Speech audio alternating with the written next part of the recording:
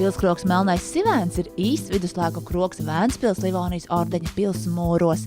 Bāka, jeb orientieris tiem, kas vēlas baudīt labu maltīti pievilcīgā noskaņā.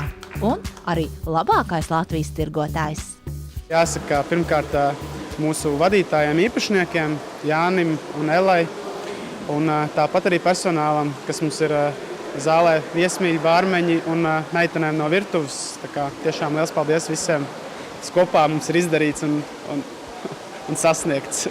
Uzņēmumam ir tāda laba reklāma, tā kā visas Latvijas mērogā vietējā reklāma, kas vislabākā mūsuprāt ir no mutes mutē, kad cilvēki nodod tālāk un iesaka tieši mūsu uzņēmumu. Bet tas ir liels pagodinājums tiešām.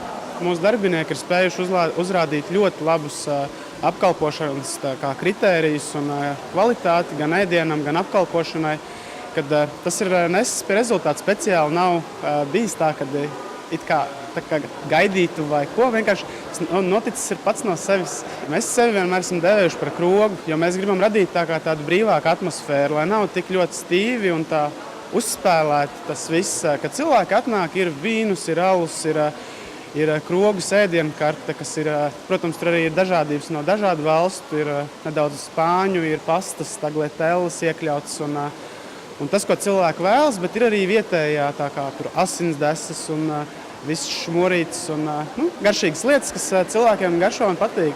Atrodamies ļoti skaistā vietā, kur ir tieši pie Vēncas upes, mums ir terasīte un tu sēdi kā vecpilsētas sirdī, bet tajā pašā laikā pretī ir tas rūpnieciskā Ventspils un tur tāda interesanta vieta, to dara apskatīties, kad ciemojās Ventspilī.